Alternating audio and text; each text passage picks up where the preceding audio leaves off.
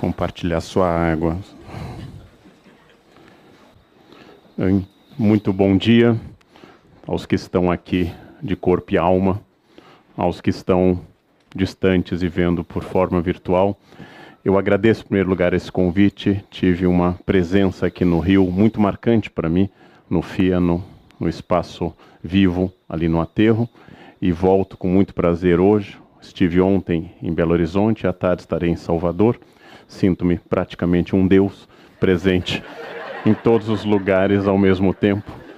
E refleti na excelente fala introdutória e ao mesmo tempo provocativa e boa do administrador Wagner sobre a história do Brasil, porque o historiador pensa muito no passado, o administrador tende a pensar o presente e o futuro. Nós pensamos muito na comemoração, do latim comemorare, lembrar junto.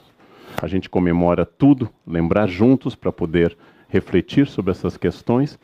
50 anos é uma experiência notável, quer dizer, do governo Castelo Branco até o atual governo, eu refleti sobre a falta na política brasileira de administração feita por administradores.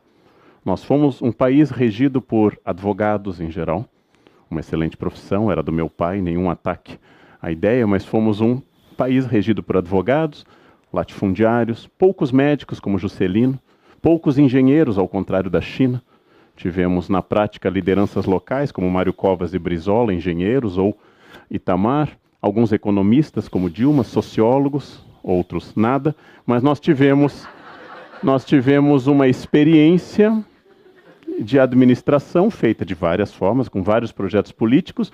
Eu acho que, pelo menos do ponto de vista matemático, estava na hora de experimentar administrar com administradores. É uma ideia boa. Medicina para médicos, administração para administradores. É uma ideia revolucionária e boa, né? História para historiadores e assim por diante. Eu fui chamado a falar, e agradeço muito o convite, fui chamado a falar de um tema distinto que eu falei da outra vez, eu falei de ética, falar de estratégia, deste momento que nós estamos vivendo, setembro de 2015, dessa consciência que nós devemos ter deste momento. Ou seja, neste momento, e cada um pode pensar a idade que tem, não precisa dizer naturalmente, não é elegante, e deste momento em que eu, Leandro, tenho 52 anos, dentro de alguns meses, até fevereiro do ano que vem, 53, ainda vou ao banheiro sozinho, o que causa admiração dos meus alunos, que elogiam que eu estou bem para a idade, né? E eu só penso, vai chegar para vocês com sorte, com sorte. Neste momento, é um momento prático de pensar essa palavra de origem militar, estratégia, estratego, ou seja, o que eu quero para o momento seguinte, antecipando os passos seguintes, como bom enxadrista, como bom militar, como bom administrador. Ou seja, as pessoas que são obrigadas, o militar estratégico, o administrador, o enxadrista, todas as pessoas que devem pensar imediatamente desde os atos simples da vida, como atravessar uma rua, até os atos complexos, como planejar a vida e imaginar as variáveis que estarão à minha frente. Se eu posso, ao atravessar essa rua, ser, por exemplo, seguro, estar num local seguro. Se eu posso atravessar essa crise, e os jovens sempre pensam na crise atual, porque vivem esta. Eu lembro que no último mês do governo Sarney passamos de 80% de inflação ao mês, e agora nós estamos muito assustados com 9% ao ano, não? Quer dizer, uma das questões da idade é nos dar uma certa perspectiva das questões. Ou seja, 9% ao ano é muito ruim. É muito ruim. Já foi pior, né? Mas pode piorar. Então, sempre são questões complexas, porque neste momento, essas datas, como nós temos hoje, os 50 anos dessa estruturação, dessa função, essas fronteiras que nós vivemos, como vivemos hoje, setembro de 2015, e eu vou fazer uma reflexão histórico-filosófica e também pessoal, essas fronteiras entre o que eu conheço agora e o que eu desconheço. Onde nós estaremos daqui a pouco. O que acontecerá no Brasil nos próximos 3 anos? O que acontecerá no Brasil nos próximos momentos? Na minha vida, na cidade do Rio de Janeiro, no estado do Rio de Janeiro, no país todo. Há um desconforto em todas as mudanças. Uma das questões mais brutais da espécie humana é nosso apego à zona de conforto. A minha orientadora na USP me contou algo, a doutora Janice Teodoro, que me impressionou. Ela foi presa e torturada durante a ditadura, e ela contou que a troca do torturador causava muito pânico entre eles. Porque até com o torturador criava-se apego. Porque o torturador entrava semanalmente, dava uns tapas, dava uns choques elétricos, dizia a bobagem de sempre, prometia sua violência e se retirava. Ela sabia a sequência e a intensidade da dor. Quando entrava um novo, eles ficavam apavorados. Isso explica uma certa síndrome de Estocolmo. Isso explica um apego ao torturador, até explica casamento. Ou seja, por que é que eu fico numa situação que não é a mais confortável do mundo, tirando os presentes aqui, os que me ouvem, que são muito felizes, mas as outras pessoas, por que é que eu fico numa zona mesmo desconfortável? Porque ela é segura. Ela é segura. Tudo aquilo que é seguro, mesmo que não seja confortável, nós vamos mantendo. Esta zona de conforto faz com que todas as mudanças sejam vistas com certo medo, pela maioria das pessoas, porque a mudança causa o desconforto do desconhecido. E nós preferimos mal conhecido a possibilidade de ventura remota. Nós preferimos o mal que eu estou acostumado à possibilidade de um bem que foge ao meu controle. Ou seja, e é por isso que um dos grandes desafios de qualquer líder, em especial um administrador, é como produzir uma saída de uma zona de conforto. Até a crise é uma zona de conforto. A crise provoca este apego. Eu passei por uma cidade brasileira pequena e vi um bar muito pequeno, escrito na porta, que estava funcionando ali desde 1970. E eu pensei, é um elogio. É um bar que está há quase 50 anos naquele lugar. E é uma crítica. Em 50 anos ele não mudou. Ele permanece ali. Para muitas pessoas e muitas civilizações, a repetição era uma coisa agradável. Ou seja, é bom que eu esteja aqui há séculos. Para muitas pessoas, a zona de conforto, independente do desconforto que ela provoque, ela é a zona do apego. Há uma experiência que eu acho que deve ser mítica, mas ela é metafórica. Provavelmente ninguém nunca fez. Se eu colocar um sapo numa panela e aquecer 1 grau por hora, o sapo não sairá da panela até morrer. Mas se eu colocar na água fervente, ele pulará. Não sei se alguém já ferveu o sapo. Não sei. É uma ideia para um reality show de culinária. Não sei se alguém já ferveu o sapo. Mas é a ideia de que essas mudanças imperceptíveis são toleradas. E as mudanças bruscas são mal recebidas. Maquiavel dava esse conselho, faça todo o mal de uma vez. Não? Ele tem sido bastante seguido. Não? Faça todo o mal de uma vez e depois parcele o bem ao longo de todo o seu governo. É um bom conselho. Maquiavel deu no século XVI, seria bom este conselho, né? Parcelando o bem. Inércia é o princípio da física, sob o qual nenhum de nós altera seu estado de movimento ou repouso, sem que sobre nós passe a atuar alguma força. Por isso que as crises em história, a crise da Revolução Francesa, que fez despertar a liderança de Napoleão, e a crise da República de Weimar, que fez libertar o gênio do mal Hitler, as crises são momentos ótimos e perigosíssimos. Das crises emergem fascistas e grandes democratas como Franklin Delano Roosevelt. Da crise emergem lideranças estratégicas como Churchill, mas emergem também gente como Adolf Hitler. A crise é um momento, é o que eu sempre temo numa crise. Podemos ter aqui pela frente a imersão de grandes estadistas, pessoas que pensem o futuro e não a folha de pagamento do mês. Quem pensa a folha de pagamento do mês tem, e é preciso pensá-la, óbvio, mas tem aquela alma de chefe de almoxarifado. É uma alma muito específica, né? É uma alma que funciona, sua alma é quadriculada como uma planilha Excel. Ou seja, ela pensa o mundo por espaços e por fórmulas de planilha Excel. As garantias pessoais são simbólicas, haja vista que a aliança é o círculo, kyklos em grego, ou seja, o símbolo da perfeição, colocada segundo a medicina romana no dedo que tem uma artéria que liga o coração, sede da memória. Ou seja, eu coloco a aliança porque ela deve me lembrar sempre que eu sou casado. Primeiro princípio da neurolinguística, eu sou casado, eu sou casado. A repetição leva ao convencimento. E o convencimento ativa a memória. E eu quero a eternidade. Isto valia numa sociedade antiga como a das nossas avós. Casou, pode soltar. Pode, inclusive, engordar à vontade, porque está casado. A fila parou, eu consegui, passei à frente. Eu tenho agora meu espaço ao sol. As nossas avós podiam engordar, podiam ter mau humor, porque estavam casadas para sempre. Vocês sabem hoje que a fila anda. Eu sempre sugiro como reflexão, já falei isso várias vezes, olhem, uma mulher linda como a Grazi Massafera, linda, talentosa e simpática, foi largada. Não está fácil, amiga. Não está fácil. Põe a sua foto no espelho ao lado da Graziella e compara. Ela foi largada. Imagina você, então pensem nisso. Tá difícil. Tá difícil. Gisele Bündchen abalou o casamento há pouco. Não está fácil, gente. Não está fácil. A fila voa. A fila voa. Não? Então, pensem nisso. Não há mais zona de conforto. Isso é ruim. Não há mais região que eu possa descansar. Não há mais uma cadeira do papai biográfica que eu possa sentar. Tudo é absolutamente o passo seguinte. Acabou um período em que eu enfrentei a crise, eu tenho que me preparar para o período seguinte.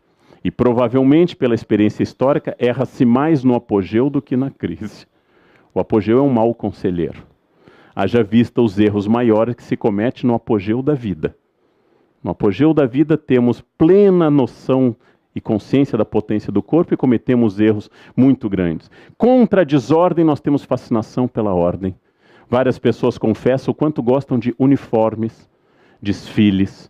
No meu colégio no Rio Grande do Sul, as carteiras eram aparafusadas no chão para impedir que ela saísse. Isto é uma estratégia de ordem imposta. E os professores mais antigos associavam ordem à produtividade, um grande equívoco.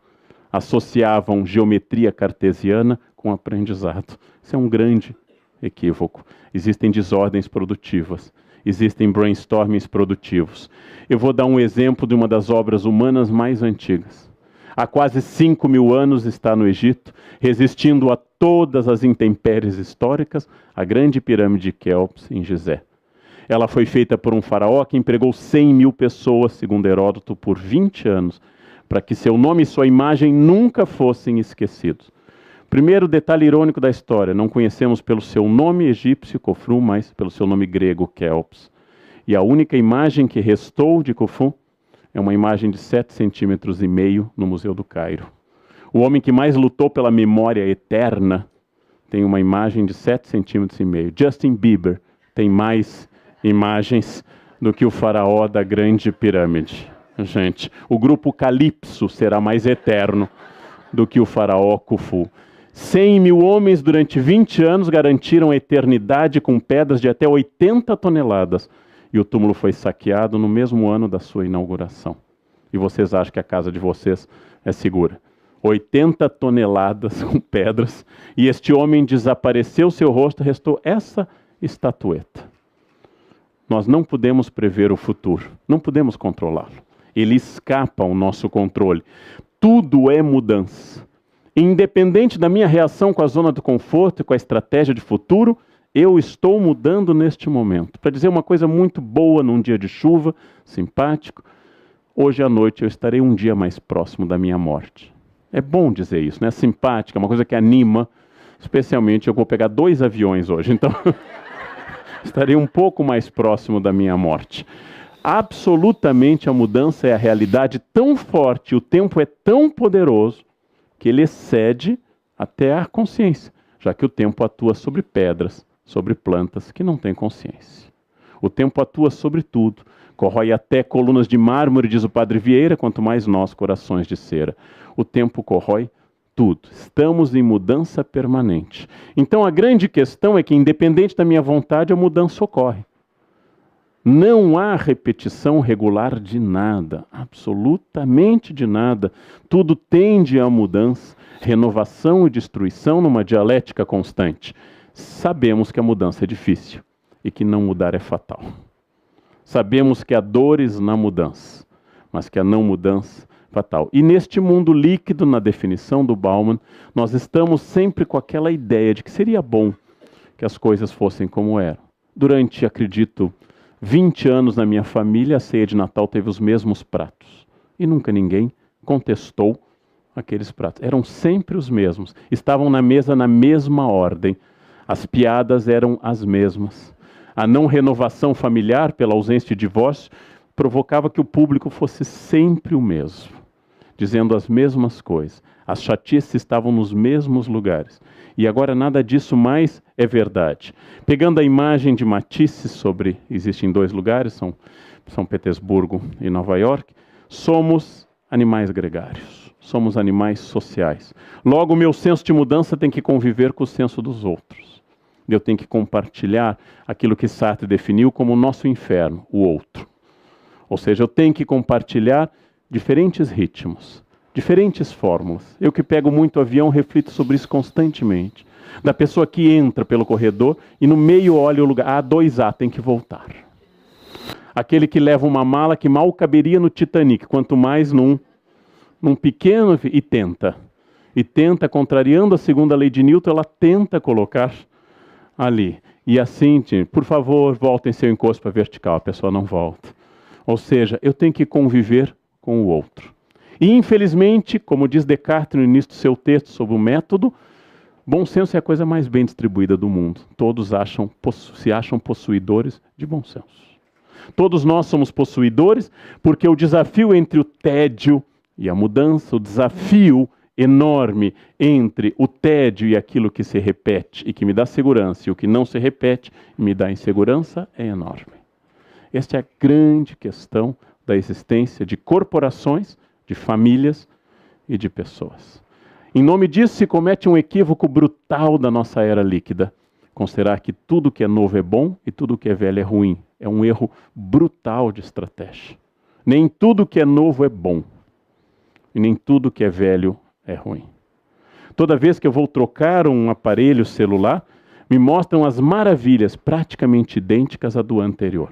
Só que a fonte não serve mais no anterior e eu tenho que comprar uma fonte nova. Nem tudo que se inova é simpático. E nem toda mudança vem para o bem. Mas as mudanças são permanentes. Há uma dialética na figura mitológica de Ícaro, que junto com seu pai Dédalo escapou do labirinto, com a advertência de que suas asas ligadas com cera não podiam se aproximar do carro de Apolo, do carro do Sol, enquanto que seu pai Dédalo é o homem objetivo que voa na altura adequada, Ícaro é o sonhador, que vai até o Sol, derrete e cai. A humanidade é algo entre Dédalo e Ícaro. Dédalo é a puro planejamento tedioso. Nós vamos fazer essa asa, nós vamos voar nessa altitude e vamos descer na frente. Ícaro é o jovem, intempestivo, absolutamente cheio de iniciativa. Ícaro é uma metáfora de tudo, inclusive do empreendedor, inclusive do fracasso do empreendedor. E o mar sempre generoso para acolher esses fracassados, sempre recebendo estes cadáveres de quem tentou além da sua capacidade, já que uma das grandes fantasias do mundo contemporâneo, traduzida pela autoajuda, é todos podem. Nem todos podem. É difícil dizer isso. Difícil dizer isso em particular para jovens. Nem todos podem tudo. A maioria das pessoas pode muito mais do que está fazendo, mas nem todos podem tudo. Nem todos nasceram para tudo. Às vezes um pai me dizia na escola, meu filho tem baixa autoestima. Eu pensava, não é baixa autoestima, é que ele é ruim mesmo. Ele tem senso de realidade. E às vezes era alguém que precisaria de mais autoestima. Mas a autoajuda nos diz com frequência que basta querer para fazer. Essa é a origem das grandes crises contemporâneas.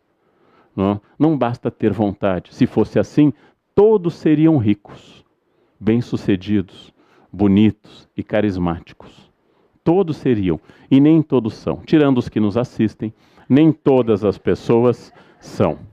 A crença na capacidade infinita, sem dizer nomes que não acho ético, a crença que eu posso me expandir até o céu, e às vezes eu posso, às vezes eu não posso, às vezes eu não sou o demiurgo, o criador de tudo. Esse é um dos grandes desafios, porque a vaidade é de longe, não apenas o primeiro pecado mitológico e teológico, a vaidade de Lúcifer, mas é quando eu vou mais alto do que minhas asas, ou do que o mar, ou do que o sol, ou do que as instruções do fabricante Dédalo permitiram. E às vezes é aqui, é nessa arrancada que nós fazemos os grandes gênios da história. E às vezes é aqui, nessa arrancada que a Serasa fez o seu caminho de glória. Ou seja, em todos os campos nós temos um limite. Esses limites devem ser trabalhados. Uma pessoa que conhece seus limites e o que pode fazer com eles, vai muito longe. Eu tive a minha vida inteira entre alunos, aquilo que eu digo, uma pessoa com um brilhante futuro pelas costas. Porque tinha uma imensa capacidade, mas nenhuma vontade de trabalhá-la. E outros que eu tinha que dizer, você pode muito mais. Você pode ir muito além do que você está fazendo. É essa a dificuldade. Porque quase sempre os cases que povoam o mundo da administração são análises a posteriori, onde todos somos sábios. Por que tal empresa que foi tão poderosa caiu? Vocês já devem ter lido 1 milhão de cases na vida de vocês. Todos vemos com clareza o erro estratégico. Todos percebemos, mas ele não percebeu a ascensão da China? Ele não percebeu a concorrência? Ele não percebeu este problema do estrangulamento estratégico da distribuição do seu produto? Todos nós percebemos depois. Todos nós somos sábios a posteriori. Em geral, nós julgamos porque pegamos outros fatores, que é óbvio que essa clareza não existia naquele momento. Se nós fôssemos assim, não seríamos humanos. Eu vou dar um exemplo.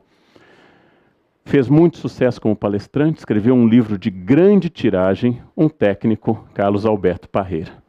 Sua palestra era vendida a peso de ouro e, aparentemente, pelo que eu soube, muito boa. Com muito efeito e com muito impacto. O texto também, que eu li, é muito bom. Trago a vocês algumas ideias do texto, que são de um bom senso aterrador. Um fator-chave para atingir o sucesso é o bom senso. Eu concordo. Bom senso, saber usar a experiência e conhecimento. Foco, sentir-se estimulado por resultados, não por impulso. Autoconfiança, não se deixar abater pela crítica dos outros. Perfeito. Nenhuma pessoa com mais de 5 anos, superando a fase pré-lógica, discordaria deste princípio. E não há aqui, curiosamente, nenhuma ironia. Ciclo dos vencedores. Sonho, visão, ambição, formação, ação, pagar o preço, disciplina, motivação, perseverança, espírito de equipe. Pronto. Perfeito também. Muito bem escrito. Assinaria embaixo como ideia. E, de fato, olhem o currículo. Treinou 5 seleções, Arábia Saudita, Brasil, Emirados Árabes, Kuwait e África do Sul. Conquistou uma Copa do Mundo. Ninguém aqui, nesse auditório, ou eu, conquistamos uma Copa do Mundo. Treinou Corinthians, Fluminense, Santos e Atlético Mineiro, com bons resultados. Campeão do Brasil 2 vezes. Seu currículo é impressionante. É mesmo. Não há nenhuma ironia nisso. Seu texto é bom e de bom senso, e por isso fez sucesso. Carlos Alberto Parreira foi visto como um líder estratégico, capaz de tirar uma equipe da Série C do campeonato e levá-la adiante. Motivador de atletas. Carlos Alberto Parreira, com todo esse currículo e conhecimento, foi chamado a integrar a seleção brasileira, não como técnico, mas como assistente do técnico. E ele era o grande líder estratégico até que meus ancestrais o enfrentaram. Num jogo histórico, a Alemanha, por caridade, fez 7 gols na gente. Eu sinto que foi por caridade, porque acima de 11 ficaria feio. Os alemães aprenderam que a gente não deve invadir muito um país, deve ser só fazer e sair. Depois do 7-1, Carlos Alberto Parreira, seu chefe escolar, a CBF e todos mais, tiveram que pensar, onde estão os líderes estratégicos? E aí todos viram com clareza onde eles erraram. Mas como fazer um time assim? Como apostar tudo nesse craque? Como? Todos viram com clareza. Todos que assistiam em casa e nunca tentaram nada, tinham a clareza que o líder estratégico não tinha. Vem a seguinte pergunta. Um líder estratégico é estratégico só quando acerta? Ou quando erra também? Estrátegos, o militar grego que previa, a cavalaria pode avançar pela retaguarda, vamos colocar ali uma trincheira. Esse é o estratego. O estratego é o que prevê possibilidades. A estratégia, quando mesmo o ônibus estável, eu me seguro firme, porque você, quando ele arranque, eu fique desestabilizado. E eu não preciso conhecer Newton para isso. Basta ter o bom senso e a experiência. A estratégia, quando eu decido que um superávit deve ser desviado para uma reserva, porque o déficit pode vir. Há estratégia em tudo isso. Estratego é aquele que se antecipa, aquele que pensa, o que pensa racionalmente, o passo seguinte. E todas as pessoas pensam o passo seguinte em cases pretéritos. Poucas pessoas pensam o caso seguinte em cases futuros. E quando nós avaliamos uma vida, eu sou quase que especialista em ler memoriais de concurso de professores que desde os 4 anos de idade apontam como aquele era o caminho deles. Eu tinha 4 anos, meu pai me deu um livro de história, eu não sabia ler, mas já sabia que eu seria pesquisador da universidade. É fascinante isso. Provavelmente não é assim. Provavelmente onde eu estou é fruto de uma combinação complexa de fatores que Maquiavel definiu com 2 palavras nos capítulos centrais do Príncipe, o 18 e o 19, como a combinação de virtude, quantidade de habilidades que eu tenho, e fortuna, aquilo que eu não controlo. Há momentos que eu não controlo absolutamente nada. E há momentos que eu controlo. Virtude são minhas técnicas, o que eu ganhei ou desenvolvi, o que eu aprimorei ou recebi e que estão comigo. Conhecimentos, línguas, habilidades corporais, estratégias. Fortuna é o que me escapa por completo. Fortuna é aquilo que dialoga comigo permanentemente. Eu tenho a todo momento essa combinação entre sobreviver, passar adiante, ter habilidades, conseguir transmiti-las e assim por diante. Eu tenho a todo momento escolhas. Dia 3 de julho deste ano, eu, Leandro, decidi trocar o carro. Orgulhoso, troquei o carro. Dia 5, um taxista bateu no meu carro. 48 horas de carro novo, feliz. Bastante, não? 48 horas de felicidade é bastante. Agora, eu tenho a virtude. Eu comprei, foi uma decisão minha. Eu tenho a fortuna. Um taxista atravessa no vermelho e bate no meu carro e foge. Porque sabia que estava errado e certamente não tinha seguro. Eu tenho uma outra decisão de virtude. Vou atrás ou não. Ir atrás, Velozes e Furiosos 55, pelas ruas de São Paulo. Decidi não ir. Virtude de novo. A combinação entre virtude e fortuna, eu não quero transformar um problema chato num problema com risco ainda maior. Não? A combinação dessas coisas estabelece a biografia da empresa e das pessoas. Essa combinação é permanente. Todas as segundas-feiras, quando se faz uma reunião estratégica na empresa, estabelecem normas. Vocês sabem que com sorte elas chegarão à terça-feira. Com uma sorte muito grande, boa liderança, na terça as normas estarão presentes. Usando a imagem de Rodin como ilustração, o momento da decisão é um momento em que as coisas que eu decidi claramente a partir da minha estratégia, absolutamente virtude, devem dialogar com a fortuna. Há momentos que eu não tenho controle algum. O avião está caindo. O que eu posso fazer? Gritar, rezar, testar a força do meu esfíncter anal. Alguma coisa assim, não? Eu acabei de passar por uma das maiores turbulências da minha vida entre Campinas e Belo Horizonte. Não? Uns vomitavam, outros rezavam e alguns vomitavam rezando, que é uma experiência curiosa. O momento da decisão é um momento dramático. Porque eu não tenho certeza. Eu só tenho certeza no congresso de administração quando eu analiso o case passado. Porque case é coisa de patologista e não de médico.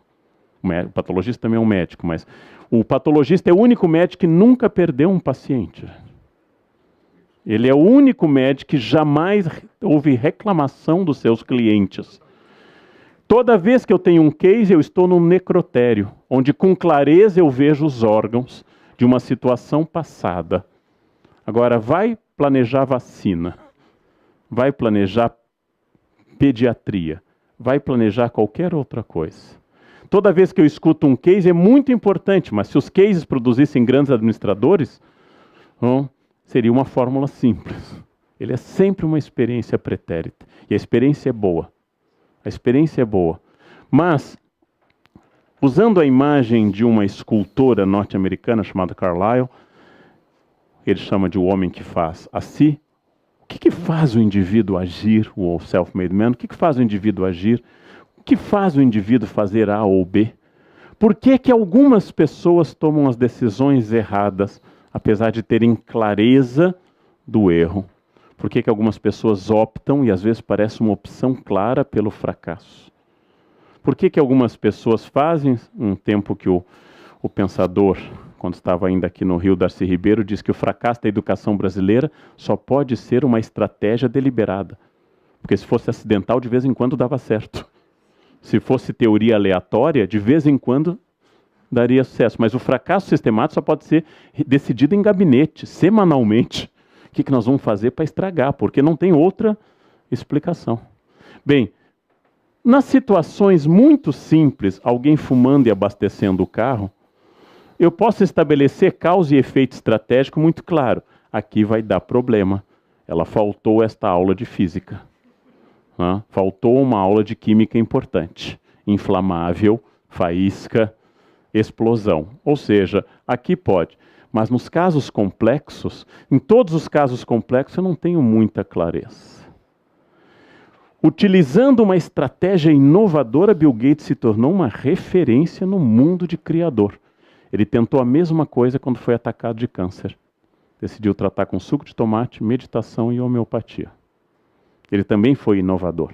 Ao invés de usar o que todos usaríamos, agressiva quimioterapia, transplantes, etc., ele usou uma estratégia inovadora, alimentação natural e meditação. Aparentemente, o câncer é conservador e não inovador. Diante de estratégias inovadoras, ele diz que ele vai ficar. E ele morreu em parte, porque ele foi inovador até o fim. E errou na última inovação, que era não usar a medicina tradicional para fazer isso. Aparentemente, tumores e meditação não se combatem abertamente. Em casos complexos é difícil, mas foi exatamente por ousar no passado que o Dr. Jenner inventou a vacina da varíola. Foi por ousar que alguns médicos conseguiram isso. E nós usamos expressões na tradição que a minha vida é governada por sorte, azar, destino, Deus, karma. São maneiras históricas para tirar meu eu da reta. Ou seja, por que você fala assim com as mãos? Ah, é sangue italiano. Sangue, gente, na humanidade tem A, B, AB e O. Não tem sangue alemão, africano ou italiano. Só tem A, B, AB e O. Positivo e negativo, só. Sangue não transmite nada além de hepatite e outras coisas. Cultura não está no sangue. Por que você é rápido para falar? Gêmeos. Nossa, o signo de Gêmeos fala alto. Nossa, mas você custa gastar, né? Taurino. Nossa, taurino para isso. Você não perdoa ninguém, é vingativo. Escorpião. Nossa, escorpião é a água. Quando eu estou tirando de mim e dizendo que não sou assim, é que havia uma constelação há 20 milhões de anos-luz na hora que eu nasci, que me determinou que eu fosse assim, é um pensamento fascinante. É karma. Me disse uma pessoa que eu vim a este mundo assim, porque em outra vida eu usei cabelo para seduzir pessoas. Então eu vim para aprender. Né? É karma. Isso é karma. Né?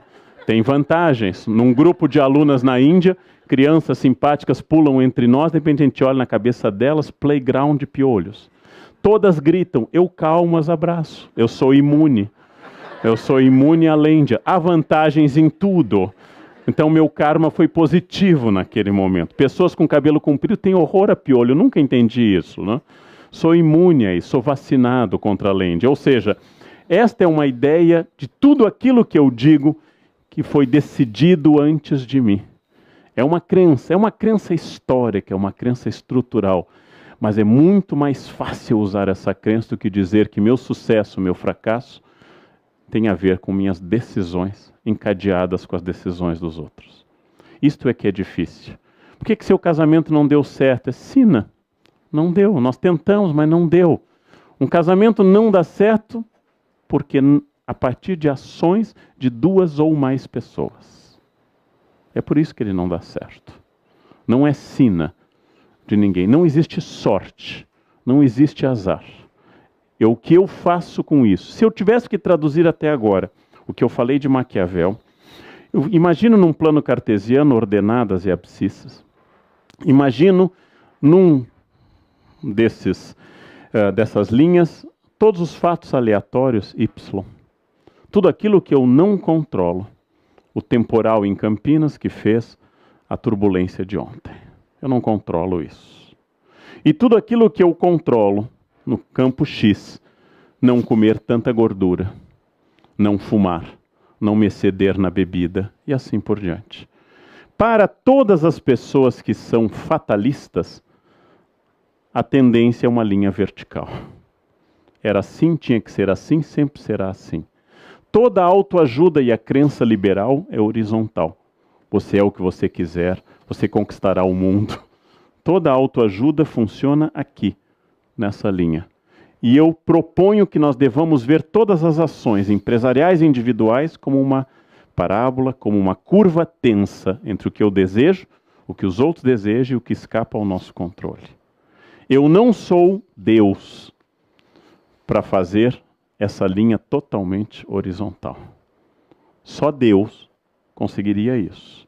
E eu não sou um animal inanimado, uma folha ao vento, que vai seguir inteiramente o destino. Eu sou um ser racional que dialoga a todo instante com isso. Por que é que você fez assim? Por quais motivos? Para onde? Onde você quer chegar? A pergunta parece de coaching, mas é uma pergunta profundamente filosófica. Estamos em setembro de 2015 e assim eu comecei minha fala. Onde eu quero estar em setembro de 2025, em 10 anos? Onde eu, Leandro, quero estar aos 62? Onde eu quero estar? Qual é a renda, as pessoas, a experiência, o conhecimento, o campo físico que eu quero estar? Eu posso controlar muito disso. Não posso controlar tudo. Não posso estar mais jovem daqui a 10 anos. Posso tentar não despencar de uma vez, mas não posso estar mais jovem. Não posso até dizer, me sinto com 20. Seu corpo não, mas eu posso me sentir com 20. Posso me sentir, mas há realidades físicas que excedem essas questões. Ou seja, eu tenho decisões a tomar hoje, 9 de setembro de 2015, dia do administrador, que vão determinar 9 de setembro de 2025, onde, por um acidente de destino, posso ter o prazer de voltar a esse mesmo auditório e falar e perguntar a algumas das pessoas que estão aqui, né, onde nós estávamos, onde nós estamos. Mas isso é aterrador. Quando eu determino as pessoas que elas estarão estrategicamente, do ponto de vista financeiro, pessoal, familiar e afetivo, onde elas desejarem estar. E dialogando com esse desejo, com aquilo que me escapa ao controle. Lamentar, utilizar sorte, fazer algo a partir de destino, em geral, é a carapaça que nós damos à nossa covardia. Não dá, eu não tive sorte nos negócios. Eu sempre desconfiei da ideia de sorte. Sempre desconfiei dessa ideia.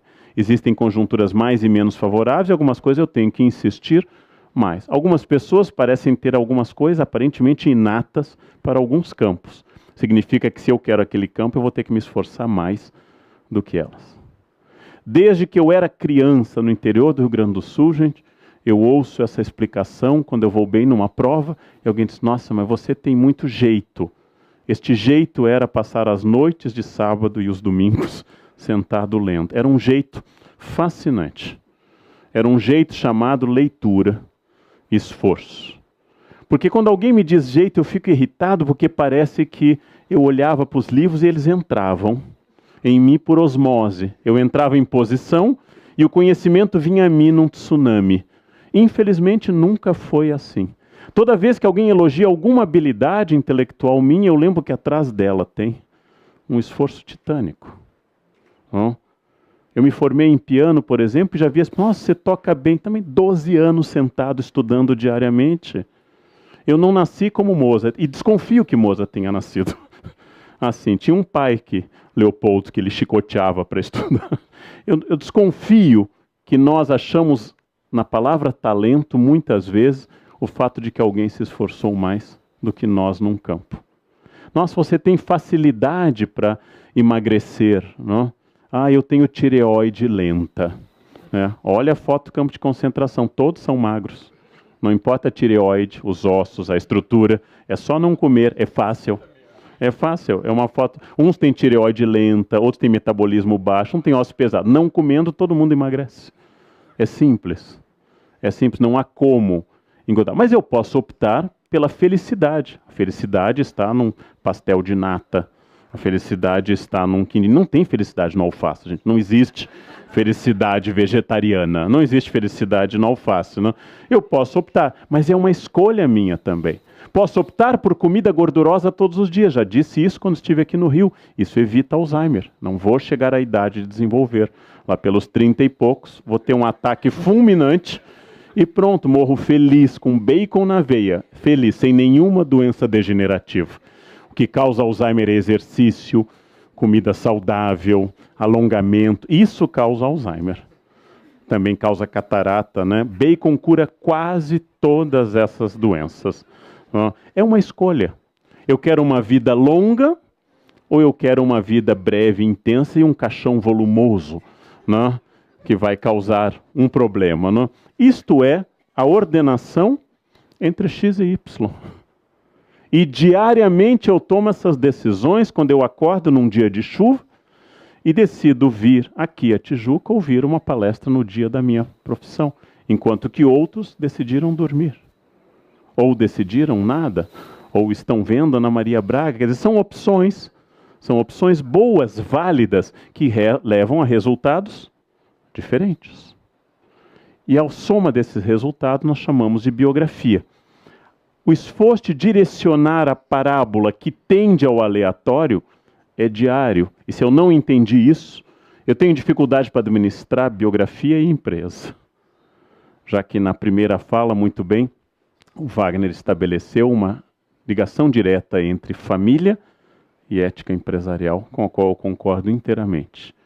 Nós temos uma dificuldade de imaginar que o colapso ético brasileiro não é iniciativa do executivo, mas é uma sociologia que começa no trânsito e termina no Palácio do Planalto.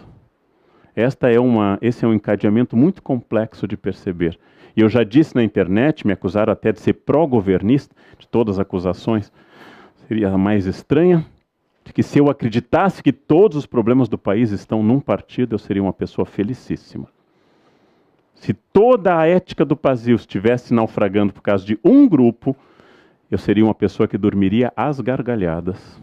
Porque bastaria que um dia essas pessoas morressem. Ou reuni-las no Maracanã e convidar alguém do Estado Islâmico, onde eles ofendem a Alá, né? E pedir uma ação direta do Estado Islâmico. Ao invés de destruir patrimônio, destrua isso, né? E o Brasil acordaria livre, democrático, probo, honesto, absolutamente honesto. Eu adoraria acreditar nisso, mas eu deixei de acreditar nessas coisas.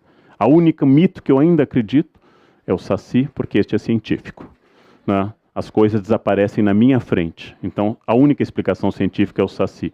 E a outra prova é a meia na secadora. Você põe duas, sai uma. Qual é o único ser interessado numa meia? É o Saci, né? O caipora tem 2 pés, a cuca tem 2 pés, Jesus tem 2 pés, o Saci tem 1, né? Então, eu digo que na minha crença só tem o Saci. É o que esconde a meia na lavadora.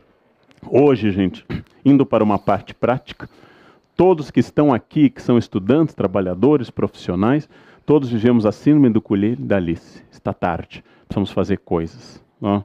Saímos de um feriado segunda-feira, estamos em plena semana, está tarde, precisamos fazer coisas, tem que sair daqui, tem que fazer outra coisa. É aquilo que define, segundo Giddens, a falta de unidade entre espaço e tempo hoje. Eu estou sempre em outro lugar. Estou sempre pensando no compromisso seguinte, onde eu estarei hoje à tarde? O que eu vou fazer logo em seguida? O quadro fundacional da modernidade, do Edvard Munch, é o grito, e não Leonardo da Vinci. É o homem desesperado, no fiord de Oslo, gritando, expressionismo, pintura norueguesa. Este é o quadro fundacional da modernidade. O tempo está passando, eu não tenho um tempo para relaxar. O tempo passando está envelhecendo tudo, eu tenho que aproveitar o máximo possível. Principalmente hoje, que eu sou obrigado a ser jovem até o fim. E como isso não é possível, essa tensão vai se acumulando. O padrão atual é que, graças à velocidade, as tarefas se sobrepuseram, de tal forma que qualquer pensamento estratégico é substituído por um espírito, um geist absolutamente gerencial momentâneo. Ao invés de pensar o passo seguinte, eu tenho que pensar o passo de agora. Resultado, como é que nós chegamos a este momento? Em primeiro lugar, porque no passado, quando esta cidade do Rio de Janeiro foi fundada, há 450 anos, havia um tempo agrário. O dado pelas estações, pela colheita. E este tempo não era controlado pelas pessoas. O ritmo das plantas é um ritmo lento que mostra que os camponeses têm outro comportamento diante do mundo. Mais paciente e mais mágico ao mesmo tempo. Este mundo foi transformado quando na Baixa Idade Média as cidades foram dominadas por grandes relógios que substituíram o tempo da natureza pelo tempo cronológico do mercador, como diz Jacques Le Goff. O tempo de Deus, Santo Agostinho, Dom, é substituído pelo tempo medido pelo ponteiro das horas, o primeiro a surgir, depois pelo ponteiro dos minutos. O tempo atual foi multiplicado com a técnica, a invenção da imprensa, que faz o salto do monge no seu scriptorium, demorando anos para copiar uma Bíblia, e Gutenberg produzindo uma Bíblia em poucos dias. O tempo se acelera porque a fibra ótica inventada por um indiano é o símbolo de uma técnica mais veloz do que eu posso. Vocês sabem que o teclado da máquina de escrever, os jovens anotam, depois o tio fala do que é isso. Era um aparelho, era uma impressora wireless, muito antigo o aparelho.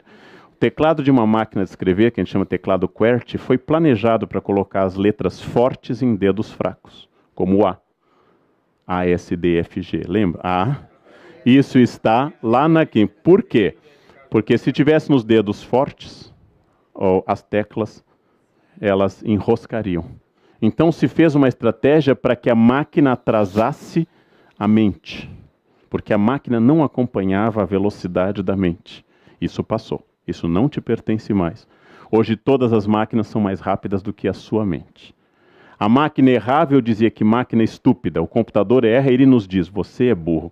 Porque basta você apertar o controle certo, que eu funcionarei. Você é que não sabe. A técnica superou minha capacidade física e minha capacidade cognitiva. O tempo técnico é mais rápido do que o tempo humano. Eu não consigo acompanhá-lo e não adianta tentar. As máquinas são mais rápidas. E com isso eu tenho uma novidade que eu vou ter que fazer mais coisa ao mesmo tempo, característica das biografias de todos vocês. Não há mais o espaço de ler jornal, acessar e-mails, tomar café e ver o computador. Tudo isso é feito ao mesmo tempo. Nós somos uma das gerações mais workaholics da história, porque o cérebro humano pode se dividir em várias atividades, mas ele continua com a mesma característica. A energia é a mesma. Logo, ao dividir em vários igarapés, em vários pequenos rios, ele vai diminuir a intensidade do foco em cada um.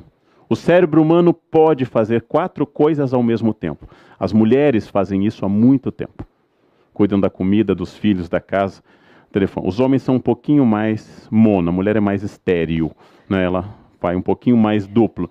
Mas o cérebro humano não pode se concentrar em todas as tarefas ao mesmo tempo. Não é biologicamente viável. Resultado, eu vou ter uma certa atenção nos e-mails, uma certa atenção no WhatsApp, uma certa atenção no jornal e uma certa atenção na comida. E vou perder o foco em cada um destes. Porém, eu tenho que aumentar as horas de trabalho, porque as tarefas vão surgindo. Os e-mails fazem sexo à noite, porque de manhã se multiplicam, vocês já viram. Eles copulam à noite, os WhatsApps copulam. Tem gente que manda mensagem às 3 da manhã, gente. Eu vou deitar meia-noite, eu acordo às 4 da manhã todos os dias, tem 35 mesmo. Mas quem fez isso, gente? Por que fez isso? Porque aumentar as horas de trabalho. Nunca dormimos tão pouco como em 2015. Nunca fomos para as férias tão tensos com as coisas que temos que fazer ao voltar. Nunca olhamos para o Fantástico no domingo à noite com tamanha depressão como neste momento. Vem vindo ela, a semana. Ela está chegando. E mais, ao ter tablets, celulares e todos os aparelhos, eu consegui o sonho do taylorismo do século XVIII e XIX, que apesar da Taylorismo ser uma teoria posterior, que é tornar o trabalhador em tempo integral. Ou seja, eu consegui uma linha de produção fordista que começa em Detroit e vem até a Tijuca. Eu consegui um trabalhador 100% envolvido no trabalho, mesmo em sábado, quando se manda mensagens para ele. Você já viu Isso. Todos nós. Como chefes e como funcionários. O resultado, óbvio, complementando o que disse antes o Wagner, falando de até depressão, falta de foco, o cansaço fica maior, o sentido se esvazia. Porque é natural, usando a crítica que Chaplin faz num filme mudo, num período que o cinema já era falado, que quando eu não vejo o resultado imediato, quando eu tenho que matar um leão por dia ou por turno, que eu vou perder um pouco deste sentido. E com isso, eu saí deste mundo indígena, cujo grande objetivo durante milênios era conseguir o mínimo para sobreviver, o que levava o indígena só procurar mandioca quando a farinha estivesse esgotada, sem ideia de commodities ou mercados futuros da mandioca. Não quero entrar no campo da mandioca, ele já foi debatido com bastante profundidade em outra ocasião. Né? Até porque aqui teríamos que mudar para aipim a ideia. Né? Rio Grande do Sul e Rio de Janeiro usam a palavra aipim. O mundo do século XXI, essa carreira profissional e do casamento passaram a ser, naturalmente, escolhas pessoais, logo na minha responsabilidade. Porque no mundo que marido e mulher eram escolhidos pelos pais, neste mundo, a minha responsabilidade era menor. Tudo passou a ser minha responsabilidade e a exigência aumentou muito. Aumentou enormemente, porque passamos a ser responsabilizados por tudo. Por exemplo, numa entrevista de emprego, a pessoa que está acima do peso é considerada preguiçosa. Ela tem que demonstrar força de vontade vai numa gordura entre 9% a 16%. Acima disso, falta força de vontade. Porque nós passamos a ter que acumular. Não basta mais sobreviver. Eu tenho que legar excedentes, como analisa o Piketty, para gerações futuras. Eu tenho que legar esse excedente. Eu tenho que conferir imóveis para minha vida ser bem sucedida. E a cada nova escritura que eu assino de imóvel, eu vou ficando um pouquinho mais conservador. Bom, e começa com isso, de que o empreendedor clássico passa a ser visto como o herói do nosso tempo. A pessoa que é o modelo, não importa a ética da sua biografia. Não importa essa ética. A tal ponto que eu posso dizer com clareza, muito importante para nós que trabalhamos, que trabalho se tornou, gente, o único suicídio ético do século XXI. Estou me matando de tanto trabalhar. E todo mundo balança a cabeça e tem uma reação bovina.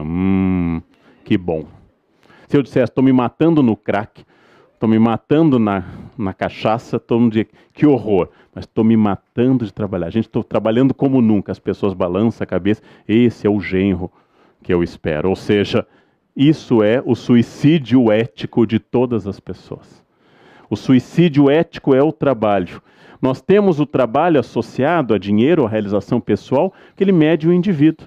Já que ao se encontrarem, as pessoas perguntam, como é que você está? Nossa, estou bem, comprei um apartamento não, em tal lugar. As pessoas medem o sucesso, não por uma língua aprendida, um instrumento musical novo, mas pelo acúmulo e pelo trabalho. Como é que está a sua vida? Fui contratado por uma grande empresa, acho que eu vou passar um tempo em Chicago. Então você está bem. E eu não estou criticando isso, estou apenas identificando essa característica. Ele ocupa todo o vazio. Mas você é uma pessoa chata. Mas estou ganhando bem. Eu sou um chato bem remunerado, que é diferente de um chato mal remunerado. Cria uma rede social e afetiva e atinge as férias. Férias hoje tem planilha, vocês sabem. Ninguém vai mais fazer um piquenique no aterro sem reservar um espaço debaixo da árvore. Ninguém mais viaja sem reservas. A minha geração viajou muito sem reservas. Chegava, como eu cheguei a Viena, não tinha nem ideia de onde eu ia ficar, começava a andar pela cidade, aqui parece bom. O mundo mudou. O mundo mudou bastante. Mas ninguém mais deixa de fazer reservas. Nós vivemos nos antecipando a tudo e trabalhar passou a ser a medida essencial de tudo e o padrão de felicidade. Exclusão do trabalho, desemprego, é uma das grandes exclusões sociais. Eu li esse artigo que eu recomendo aos senhores, deste homem, Ezekiel Emanuel, que nos Estados Unidos lançou um artigo dizendo por que eu gostaria de morrer aos 75. O artigo é muito interessante, ele é um homem bem-sucedido, que diz que há uma curva de declínio de produção após 75, que é mais ou menos óbvio, é até esperado, não? E ele diz então que o ideal, esse é ele, é que atingindo 75 todos morram. E eu fiquei refletindo que sociedade é essa que mede uma vida a partir do impulso produtivo. Que sociedade é essa que só vê beleza na árvore verde e não vê beleza no outono, que para mim é a estação mais bonita? Que sociedade é essa que não valoriza conhecimento, mas apenas plena saúde? 75 em geral, o encerramento da chamada maturidade com saúde. Né? Que sociedade é essa? A idade que Cora Coralina começou a lançar livros. Que sociedade é essa e faz isso? O artigo é muito interessante, se vocês acessarem na internet. Ele faz uma reflexão séria e não depressiva, mas é típica do nosso tempo. É típica do nosso momento. Porque ele diz isso. A primeira grande contribuição a gente dá aos 30 até os 40. E entre 30 e 45 nós estamos nas melhores contribuições profissionais, intelectuais, acadêmicas, eu acrescentaria sexuais e assim por diante. Depois começa um lento declínio. Um lento declínio. Só que ele está pedindo isso a partir dessa questão. Nossa última grande contribuição é os 60. Eu tenho 8 anos para fazer essa contribuição rapidamente. Porque depois disso, já fez, depois disso você vai ter que viver de juros, porque você não tem mais contribuição a fazer. Um dos grandes conselhos de São Bento, quando faz uma assembleia de beneditinos, na primeira organização política do Ocidente, que é a Ordem Beneditina, é juntar nessa assembleia monges idosos e jovens. Porque num, diz Bento, o Espírito Santo fala com força e sem prudência. No outro, o Espírito Santo fala mais fraco e com muita prudência. Então a junção deles impede que o caminho seja levado pela temeridade da juventude e pela excessiva prudência da maturidade. Eu acho esse um conselho fascinante. Dizem que a Discovery, o ônibus espacial, explodiu porque só havia otimistas na equipe. Todos diziam, mas esse fio pode congelar a 200 graus negativos. Não, mas isso é muito difícil de acontecer, dizia um. Todos eram otimistas. Numa empresa que todos são otimistas, há problemas. Aqui todos são pessimistas, também há problemas. Eu preciso misturar as pessoas. Uma família é feliz porque há os irmãos e há os cunhados. A mistura das duas coisas, quem se ama, quem se odeia e quem tolera estar ali, vai ser boa, vai criar uma ideia muito interessante. Mas, de novo, nós estamos dentro dessa ideia de workaholics, work lovers. Esse termo cunhado aqui pelo Oates, teólogo e psicólogo, é o termo contemporâneo por excelência. A grande questão que diz respeito ao projeto de vida, que vai criar termos novos como pobreza de tempo, esse balanço entre vida e trabalho, a fluenza, a doença do consumo, ao contrário de influenza, e o presenteísmo, que é o outro problema que acompanha o absenteísmo. Aquela empresa em que todo mundo falta muito tem problema, e aquela que nunca ninguém falta também é problemática. Ou seja, esses são conceitos correlatos para um tempo. E eu queria, além dessas reflexões históricas, sociológicas e filosóficas, acrescentar uma muito objetiva que me atinge diretamente. O que fazer com o tempo-relógio, que é inelástico, em relação ao tempo da demanda, que é cada vez mais elástico? Como adaptar minha biografia ao meu dia? Como adaptar 24 horas às minhas demandas? Essa é uma questão que eu penso muito, tenho pensado com frequência. Este mundo líquido com tempo líquido. E a partir disso, o fato de que as coisas se acumulam e vamos nos tornando procrastinadores, palavra que se usa tanto em inglês e pouco em português, os adiadores crônicos, os papeizinhos, os post-its que antes eram físicos, agora são virtuais no computador, as agendas, os lembretes para lembrar da agenda, ver tal compromisso que antes bastava, as agendas se multiplicando. Primeiro conselho budista, e eu vivo indo à Ásia e acho isso fascinante, esses conselhos budistas, é que a vida só é possível se você se concentrar intensamente numa tarefa primeiro. E quando lerem o jornal, leiam o jornal. E quando acessarem e-mail, acessem e-mail. E quando comerem, comam, inclusive refeições. Sejam focados. Focados naquele momento. focados especificamente naquela atividade, porque só assim essa atividade será plena.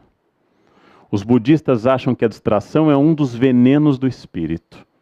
Eles sugerem, nos mosteiros de Wutaishan, que eu estive na China, que ao subir uma escada se faça o exercício de pisar um degrau, chegar inteiramente ao degrau e pensar, por que eu vim até aqui e o que eu quero? E depois, eu quero chegar lá em cima, não, vou ao degrau seguinte. Parece idiota, mas é uma maneira de vocês pararem de subir rapidamente, que é o início de um acidente. Como é possível que eu ande há mais de 50 anos, diariamente, e eu ainda tropece? Exatamente porque eu não foco. Exatamente na tarefa que eu mais treinei na minha vida. Segundo a minha mãe, comecei a andar com 11 meses, eu ainda tropeço depois de 51 anos. Quer dizer, é um aprendizado deficitário, sinal de que eu estou andando sem pensar. E hoje nós estamos fazendo praticamente tudo sem pensar. É fascinante, gente, que a gente só tenha como valor de vida aquilo pelo qual eu daria minha vida, duas coisas. A primeira, aquilo pelo qual todos nessa sala praticamente dariam a vida. Se alguém não der, não fale que fica feio, que é a família. Mataríamos pela nossa família. E sem muita culpa, inclusive. Se alguém invadisse nossa casa e agredisse quem amamos, mataríamos com certo prazer. Nós matamos porque família é um valor fundamental para todos. Quem não é, fique quietinho, depois fale com o seu psicólogo. Não venha à tona. O segundo valor, que é muito fascinante, pelo qual as pessoas arriscam a vida, é o celular. Elas digitam dirigindo. Quem digita dirigindo aumenta exponencialmente sua chance de acidente. Mas eu prefiro arriscar paraplegia a não responder no WhatsApp. Estou aqui, kkkk. Pensem nisso. Todo mundo que digita dirigindo está dizendo, minha vida não é tão importante quanto estar conectado. E tirando obstetras, gente, quem é que tem uma emergência tão grave?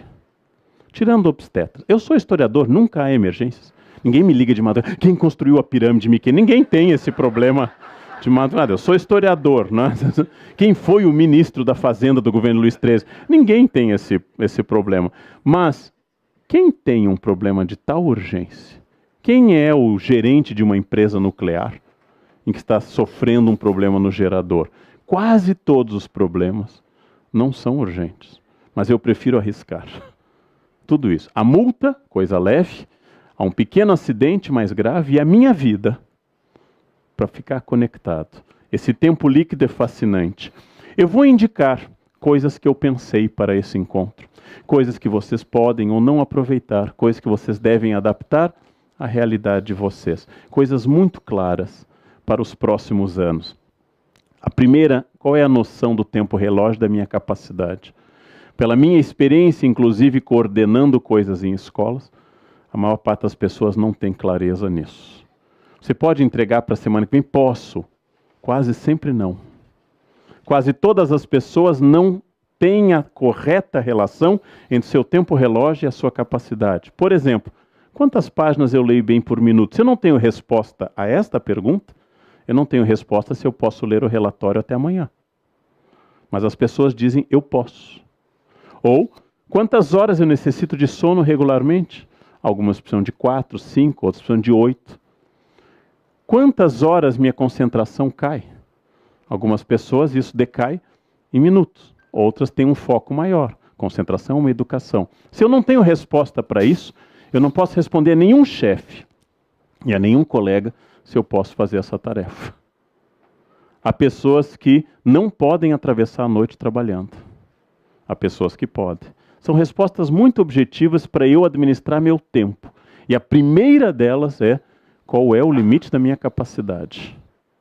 Em que eu preciso de ajuda, às vezes química, café, por exemplo, Red Bull. Vamos parar por aqui, que o Supremo ainda está debatendo o restante.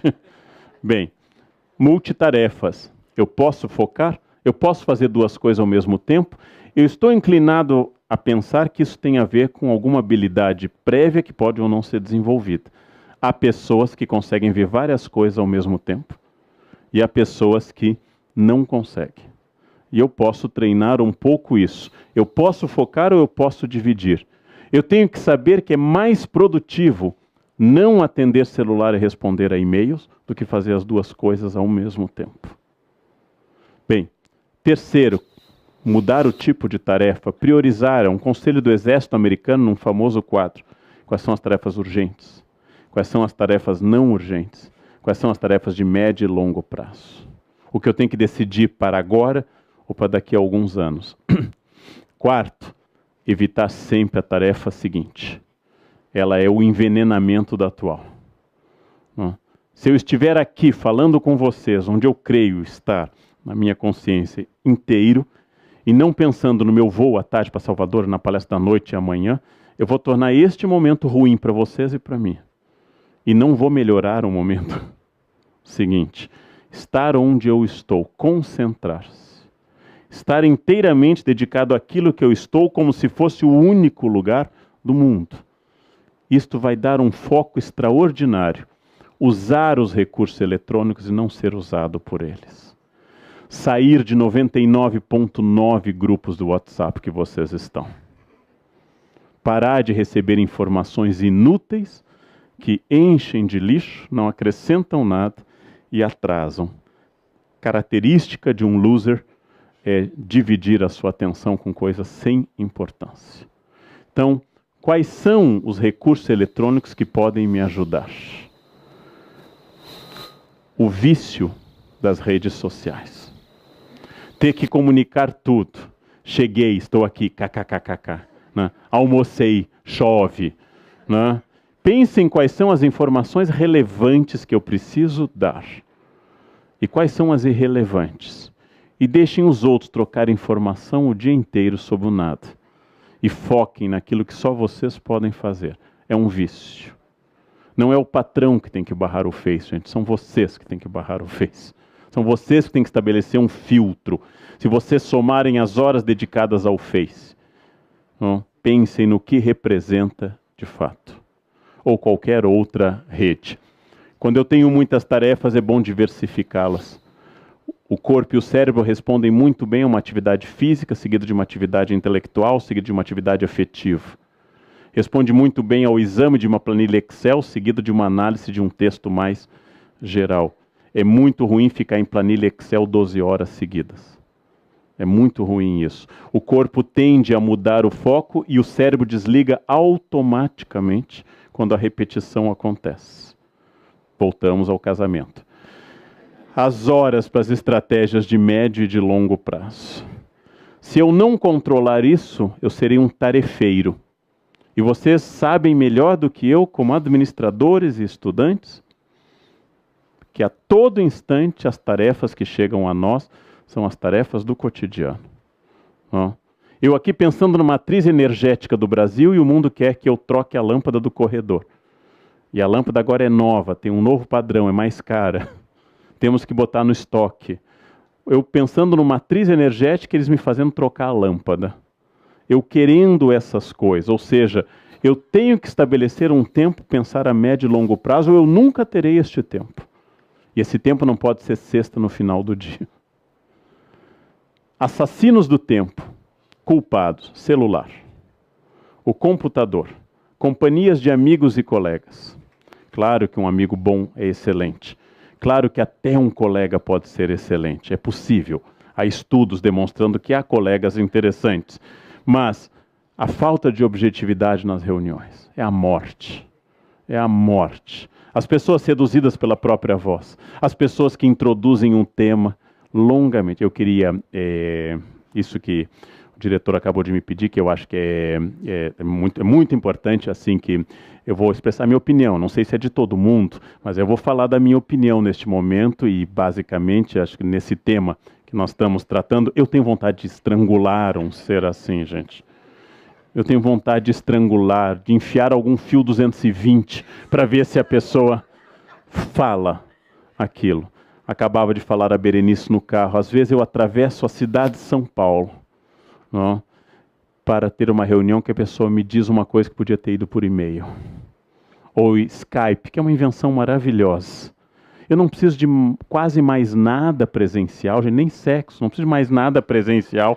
É muito mais seguro, mais rápido e mais prático. Algumas ocasiões que olhar no olho é bom, mas cada vez menos. Cada vez menos. Mas trânsito, falta de planejamento. Planejamento é fundamental para tudo. Esses são assassinos do tempo. Quando eu consigo, eu vou chegar a esse assassino mor que são as redes sociais, que podem ser úteis. Passei anos fora do Face, tinha deletado, voltei. Já estou pensando de novo se vale a pena, porque as pessoas vão demandando. Elas vão demandando cada vez mais. E as pessoas mandam uma mensagem, então você virá, sim, que bom. Aí o outro responde, ok, obrigado, um abraço. E vão mais 10 mensagens, já foi tratado do tema. Não é? Respeitem o tempo. Respeitem um tempo, né? Ninguém é eterno. Tirando a Rainha Elizabeth II, gente, ninguém é eterno. Ninguém vai ficar aqui para sempre. Nós não temos esse tempo eterno. Eu acho fundamental para toda atitude de vida o autoconhecimento. Onde está a minha ansiedade? O que provoca a minha ansiedade? Tempo e prioridades. Qual é o caminho? O que eu faço com o meu tempo quando ninguém está olhando? Eu gosto de leitura. Isso você diz para o entrevistador. Se sua diversão principal é o controle remoto, já fiz entrevista para emprego a pedido de escritórios de direito, é fascinante, todo mundo só lê livros maravilhosos, gosta de teatro, bons espetáculos musicais, Sala Cecília Meirelles, é fascinante. Não? E aí você começa a checar essa cultura, ela é rasa, quer dizer, eu sou de fato, dizer com clareza, algumas pessoas buscam na vida dinheiro, não é ruim, mas é o seu foco. Outras buscam família, umas tentam dividir entre as duas coisas, mas eu tenho que ter clareza, autoconhecimento. O grande desafio que fundou a filosofia socrática, conhece a ti mesmo. Esse é o início da filosofia socrática. Conhece a ti mesmo. E a maioria de nós tem um déficit enorme sobre o seu conhecimento. A maioria de nós. Bem, e finalmente, um conselho estranho. Se eu estou afogado das 6 da manhã às 11 em trabalho, nunca vou fazer nada muito significativo. Uma das grandes características da produção humana é a capacidade do ócio criativo, sem o qual Newton observando a macieira, sem o qual o tempo de parar e pensar, ócio criativo não é igual a ligar o Faustão. Não confundam o nada com isso. Ócio criativo é a capacidade de não estar pressionado, premido por tempos, tarefas e objetivos imediatos, e deixar o cérebro sem grandes atividades. E ócio mesmo, que é difícil hoje, porque as pessoas preenchem digitando mensagens.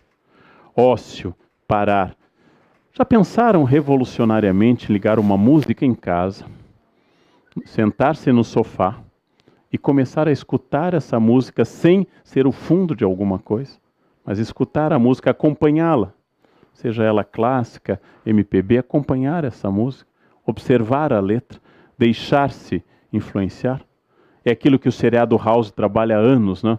Ele pensa e nunca resolve. De repente, olhando para um bebedouro, ele vem, é lupus. Ou seja, aí vem a ideia. Ócio criativo pode ser estimulado na defesa, por exemplo, do genro de Karl Marx, Paul Lafargue, que escreveu o livro Direito à Preguiça. Um livro clássico, um livro do século XIX, do genro de Karl Marx. O Direito à Preguiça. Mas também do Domênico de Masi, que esteve há pouco aqui no Brasil, sobre os seus textos de ócio criativo, a sociedade pós-industrial. Ócio é diferente de não fazer nada. E ver televisão, ou ficar zapeando televisão, ou trocando de sites, não é ócio criativo. Isso é tédio, que é outra coisa. Tédio é outra coisa. No final, importantíssimo, o relógio é absoluto. Ele é uma convenção, mas ele é absoluto. O dia tem 24 horas, cada hora tem 60 minutos. Não importa o que eu faça. Ele continuará assim. É uma convenção, mas é uma convenção sólida. O tempo é relativo, porque é o tempo que eu dedico às coisas. E várias pessoas nos perguntam como é que você tem tempo para isso. O tempo não é inteiramente escolha minha, mas é provavelmente uma grande escolha minha. O tempo para o qual eu tenho prioridades. O tempo para o qual eu quero fazer alguma coisa. E eu acredito que estabelecida essa prioridade, seja pessoal, familiar, empresarial, eu posso transformar esse tempo bastante, muito. E isso é muito prático. Suponham, e isto é um exagero em relação ao que eu falei, mas é uma boa suposição, suponham que tudo esteja ao alcance de vocês.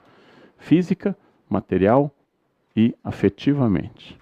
Suponham que vocês possam estar em 10 anos milionários. Sei que a maioria aqui está, afinal são administradores, a maioria já é milionário, não? Mas suponham que vocês possam estar milionários em 10 anos. Suponham que vocês possam ter um corpo muito melhor em 10 anos. Suponham que vocês possam melhorar em muitas relações familiares. É um exagero do que eu falei, porque eu estava dizendo a todo instante que há limites.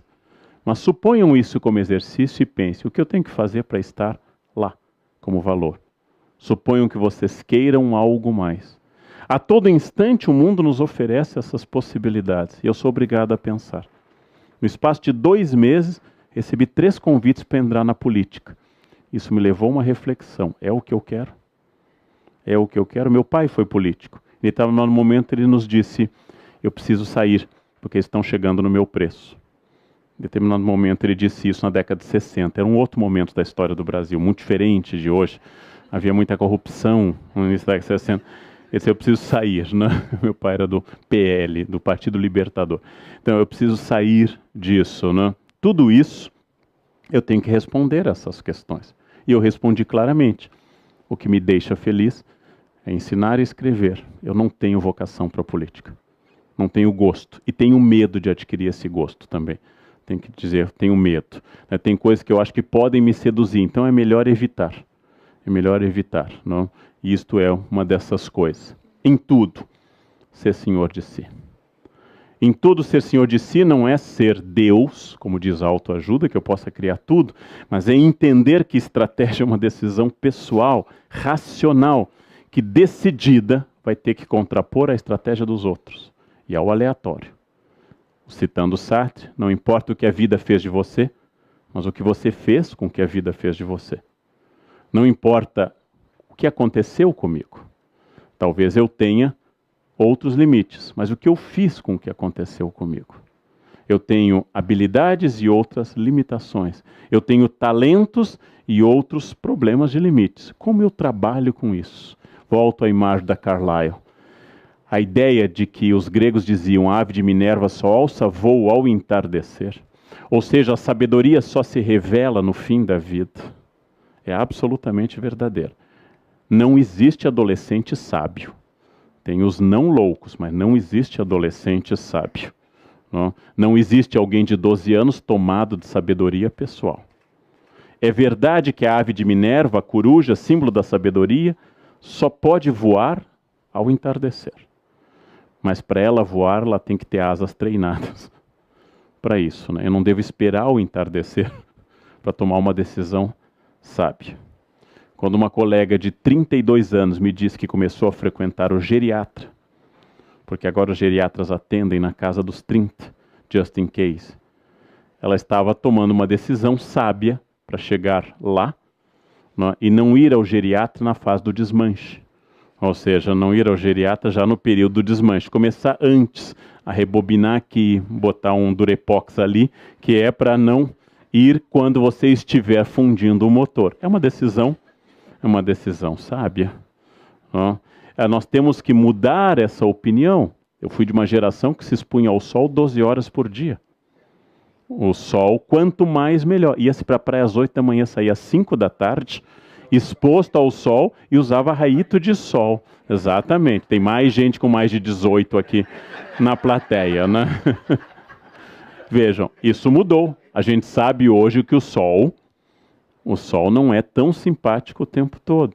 Isso mudou, né? Eu vou ter que trabalhar, mas eu já me expus em excesso ao sol. Eu já me expus. São coisas geracionais. Equilíbrio e contradição. O corpo funciona melhor na juventude.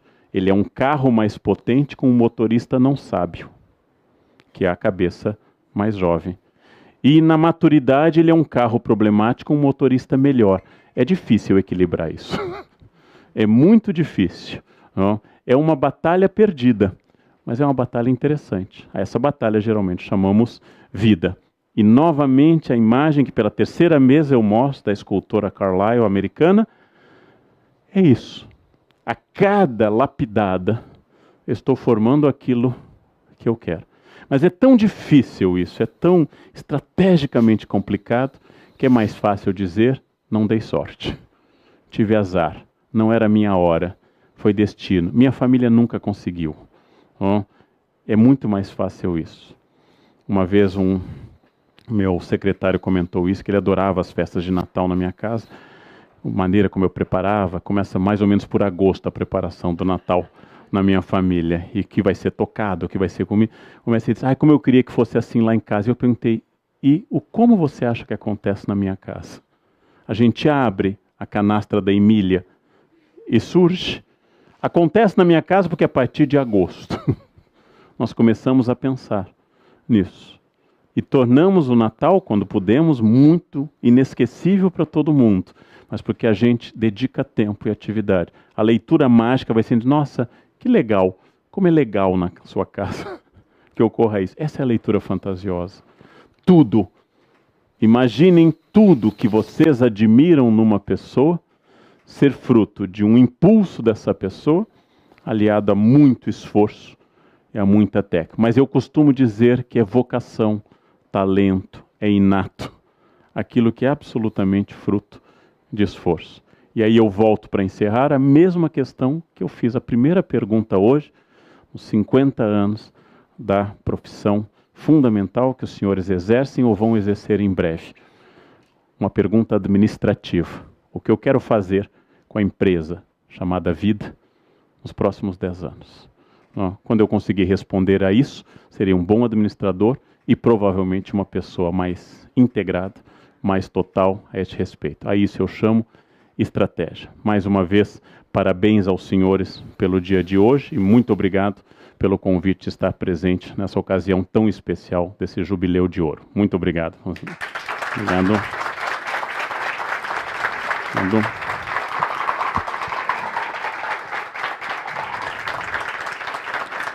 Obrigado. Obrigado, Wagner. Obrigado. Nosso parabéns e nosso muito obrigado, desde já, professor Leandro Carnal. E as perguntas são várias, vamos aqui escolher algumas para repassar para o Leandro responder.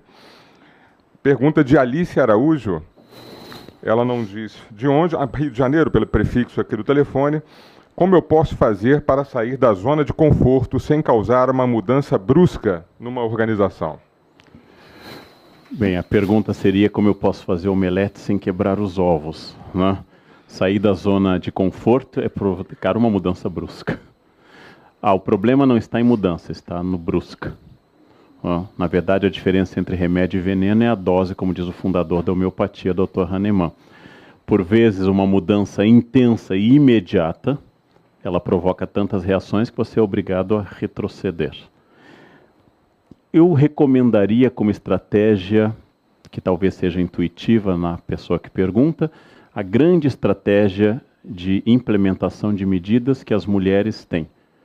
Fazer tudo do jeito que querem, fazendo crer que a decisão é dos homens. Essa é uma das grandes estratégias femininas. As mulheres fazem absolutamente o que querem e sempre dizendo, você que manda, amor. E esta estratégia funciona também em empresa. Eu implemento tudo o que eu quero dizendo ao proprietário que excelente ideia que você teve, né? Não é fácil fazer isso, mas é preciso ter prudência em toda mudança. E toda mudança precisa ser avaliada sistematicamente. Lembrando que a tendência à reação da mudança brusca é o sistema voltar ao que era rapidamente. É o que Lenin chamou num texto que hoje tem vários sentidos, chama teoria da curvatura da vara.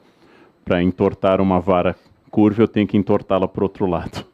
Ou seja, quando eu faço essa mudança que a Revolução Francesa fez, muda até o nome do calendário, a questão é que daqui a pouquinho se volta ao calendário. Rapidez na implantação de medidas corresponde à rapidez na desestruturação também disso. É muito difícil, é preciso sistematicamente ir mudando e oferecendo às pessoas links para que elas se identifiquem com os novos sistemas e para que elas sejam úteis nesses novos sistemas também.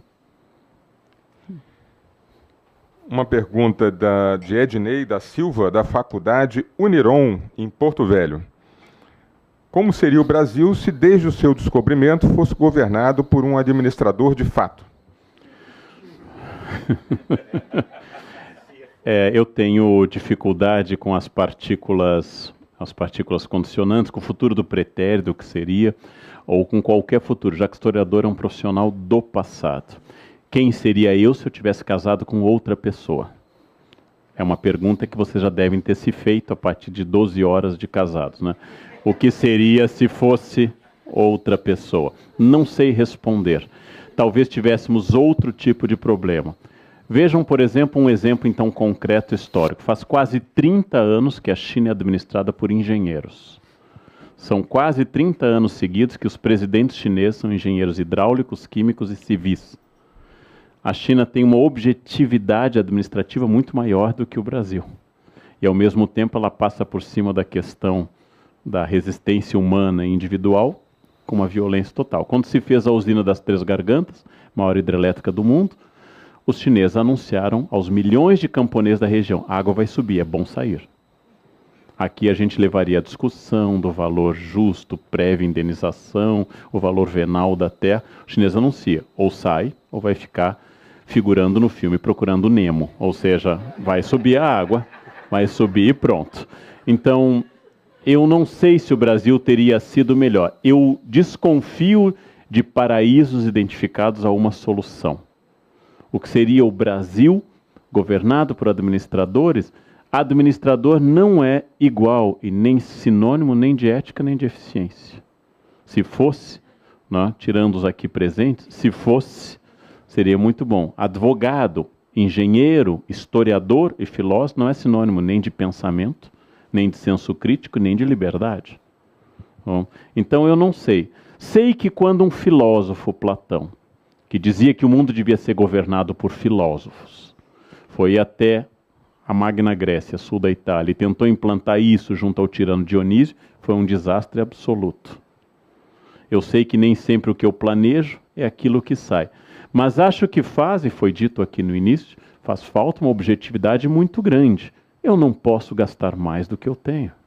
Parece isso de uma objetividade absoluta, né?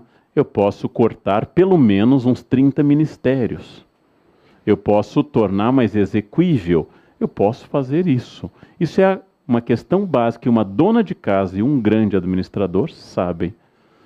Orçamentos deficitários têm um custo. Tem um custo enorme. Agora, de novo, o meu problema nunca foi com os governos, mas é o fato de que esses governos são eleitos. Ou seja, não estão lá por golpe de Estado. Então, este é o meu problema. Governantes podem cair, mas quem elegeu aqueles continua com o direito. Então, para mim, a solução não está na política, mas na educação. A solução está na base, na educação. Então, o resto é discussão lá na ponta. Vamos a uma pergunta aqui do auditório. Identifique-se, por favor. Microfone. Professor Leandro, Eu acho. parabéns pela... Tá ligado. Tá ligado, tá ligado. Tá ligado, sim. Bom, professor Leandro, mais uma vez aí uma palestra que eu tenho a oportunidade de participar. Parabéns ao Conselho pela escolha. A pergunta objetiva é a seguinte: o historiador, o senhor é um historiador renomado, analisa quebras de paradigma. Sim. O empreendedorismo é uma das teologias, segundo o senhor, que trata de quebra de paradigmas. Qual é a sua percepção? Qual o vetor, em termos de quebra de paradigma, que direcionará as organizações em termos de criação e inovação? Esse vetor, qual é o mais forte que o senhor vislumbra? Você está citando algumas falas minhas e textos no qual eu identifiquei 3 teologias contemporâneas: a autoajuda, a teologia da prosperidade e o empreendedorismo visto como teologia. Eu quero sempre deixar claro que o empreendedorismo como iniciativa de criação é fabuloso. O empreendedorismo hoje é visto como teologia, ou seja, uma crença que, sendo empreendedor, vai. Então, um RH me contrata e diz: nós precisamos incentivar nesta empresa o empreendedorismo. Eu digo: bom, a primeira providência de todos será sair da empresa. Né? Porque o empreendedor rejeita a CLT de 1943 por princípio. O empreendedor não é assalariado. empreendedor não confia no fundo de garantia como promessa de eternidade. Agora, a crença de que as pessoas confundem, por exemplo, fidelidade à empresa, ou dedicação, ou gestão criativa com empreendedorismo. Os empreendedores são, por definição, minoritários. E aqui eu não confundo qualquer licença para abrir uma empresa como sinal de empreendedorismo. Então, isso é uma teologia. Haja vista que os títulos são teológicos. 10 lições para o paraíso do empreendedorismo, né? Seja um vencedor entre os empreendedores. São livros de autoajuda para as pessoas. Qual é o problema do livro Como Funciona a Cabeça do Steve Jobs que eu li? É que Steve Jobs não leu. Este é o grande problema. Qual é o problema de eu comprar o livro Como Ficar um Homem Sexy, uma Mulher Sexy? É que é provável que ao final eu não estarei sexy. Ao final eu seria uma pessoa menos sexy com menos dinheiro, que é o dinheiro do livro. Então, este é o problema. Agora, eu acredito muito, intensamente, nas sociedades que liberaram a capacidade criativa do indivíduo, tiraram o Estado do foco da sociedade, entenderam, como algumas sociedades entenderam, que o Estado está a serviço da sociedade e não o contrário.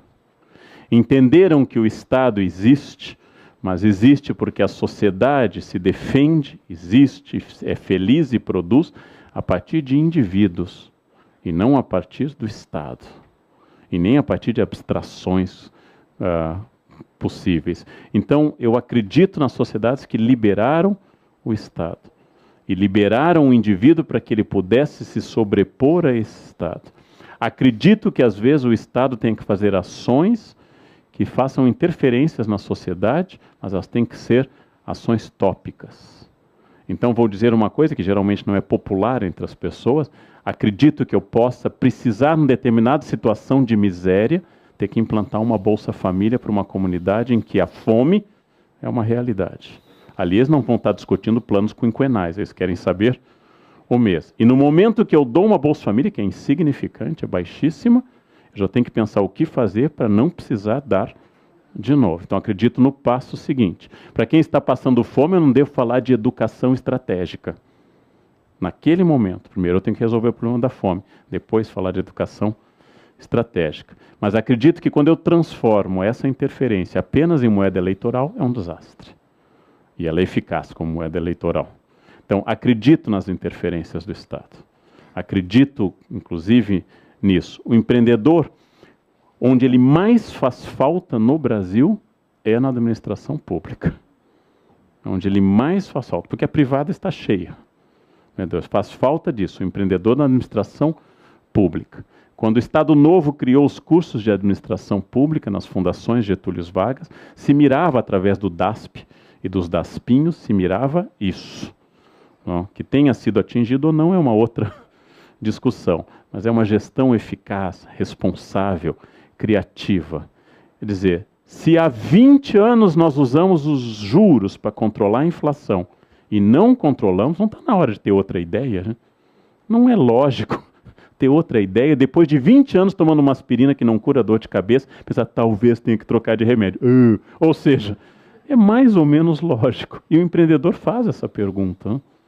Dizer, não há outra maneira de reduzir a inflação a não ser nos dando a medalha de ouro dos juros mundiais? Não há outra maneira? E esperar crescimento depois disso? Não? Havia um tempo que o agiota era ruim. Hoje ele se retira envergonhado do sistema financeiro. Né? Ele não pôde concorrer com o sistema financeiro. Aquele bom agiota que ficava na praça com cara de criminoso. Coitadinho, quem é ele perto do cheque especial e do cartão de crédito? Ele se retira envergonhado. Como eu acho que não há demônio no mundo, porque o demônio não aguentou a concorrência. Ele saiu, ele chega, ele não conseguiu acompanhar esse upgrade que nós demos na maldade. Né? É que essa semana eu estou ainda impactado pela imagem daquele menino morto na Turquia. Não há demônio que possa concorrer com alguém que mata uma criança de 3 anos e o irmão de 5 fugindo de uma guerra civil. Então, o empreendedor faz falta, mas não como teologia. Não? Faz falta como prática. E às vezes faz falta também o simples, puro e tradicional bom senso. Muito Bem, vamos a mais uma pergunta, várias delas acerca da crise econômica, política vivida pelo Brasil. Uma delas se pergunta simplesmente como sair da crise, né? Mas aqui uma do Anderson Gonçalves Pereira. Gosto de perguntas simples. Gosto disso. Ele não consegue falar com o Joaquim Levy, veio direto aqui pela TV CRA até Leandro Carnal. Né?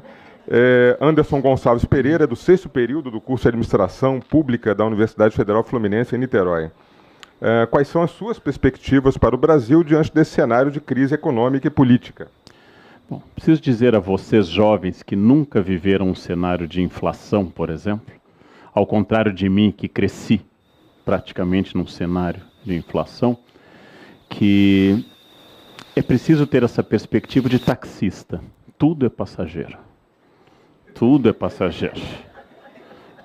A cada período pendular de controle de preços corresponde mais um plano salvífico e messiânico, que de maior ou menor resultado. Na verdade, o período que nós vivemos entre o final do governo Itamar e a implementação do plano real até há pouco era um período atípico.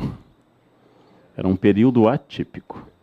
Então, nós tivemos um período atípico para o bem e para o mal, atípico no Brasil. A crise já foi muito pior do que hoje. Não me preocupa a inflação no patamar atual. Ela é ruim, principalmente porque ela atinge os mais pobres que não se defendem dela. Não me preocupa o desemprego, claro, porque eu estou empregado, mas porque o desemprego é ruim, mas não acho que esse seja o problema maior. Eu acho que a nossa grande crise a resolver não tem nada a ver com a expansão do lastro da moeda, não tem nada a ver com expansão ou retração do crédito, ela tem a ver com uma crise ética de valores. Resolvida essa, as crises secundárias são as crises que vêm. E nós estamos discutindo valores, em parte, por causa da crise econômica. Porque os mesmos valores existiam e eram debatidos, mas quando o Brasil crescia bastante, eles eram ocultados. As mesmas roubalheiras, com 7% de crescimento do PIB, eram ignoradas, com o PIBinho virando PIB microscópico e invisível agora a olho nu. Nós estamos discutindo valor. Isso é bom. Eu vejo com simpatia este momento. Há um preço social muito grande. E há um preço que nós tivemos um crescimento de classe C, D e E a partir da estabilidade da moeda, mais pela estabilidade da moeda do que por ações concretas. Tivemos um crescimento. Eu vi como usuário de aviões a chegada dessas classes, que é absolutamente maravilhoso que as pessoas possam viajar de avião. Eu vi isso acontecer, eu vi as viagens para o exterior passar a ser frequentadas por pessoas que antes sonhavam com férias na região dos lagos e agora estão na Europa. Isso foi muito bom. Só que este grupo agora, que está sendo tirado isso, vai cobrar aquilo que se cobrou da Revolução Francesa. Fizemos a Revolução. Por que nós continuamos pobres? Não era só Luís XVI o problema da França. Por que agora, sob os jacobinos, nós continuamos pobres? E esta é uma discussão muito boa. Eu gosto deste lado da crise. O lado terrível, a crise é sentida de forma desigual pelas pessoas. Ela é sentida de forma muito desigual pelas pessoas.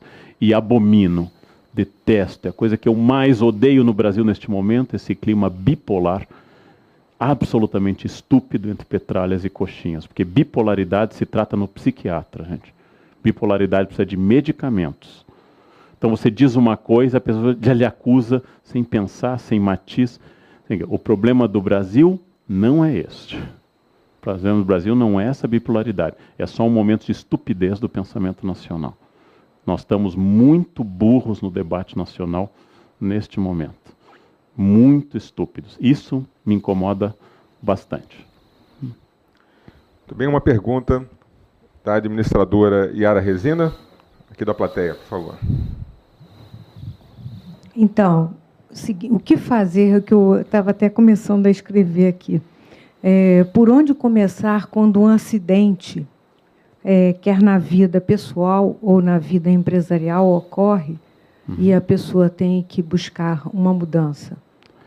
Aí não é uma escolha nossa, né? Somos levados a isso. Esta reengenharia biográfica é a chance de reestruturação.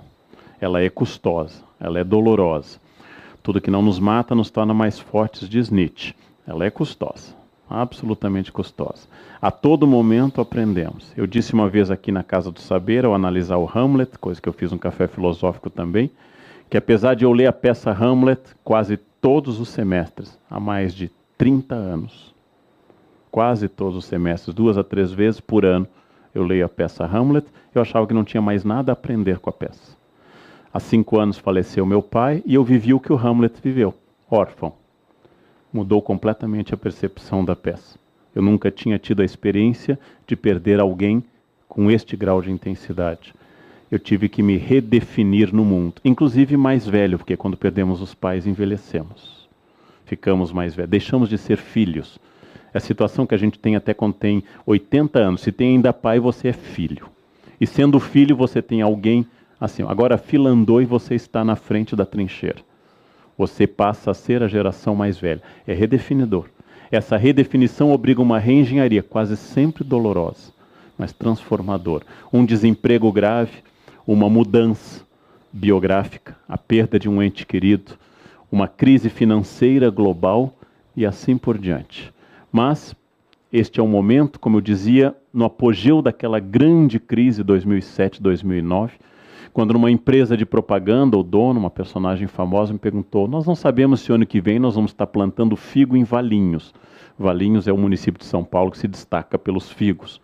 Eu disse: é verdade. Ninguém sabia onde ia parar aquela crise.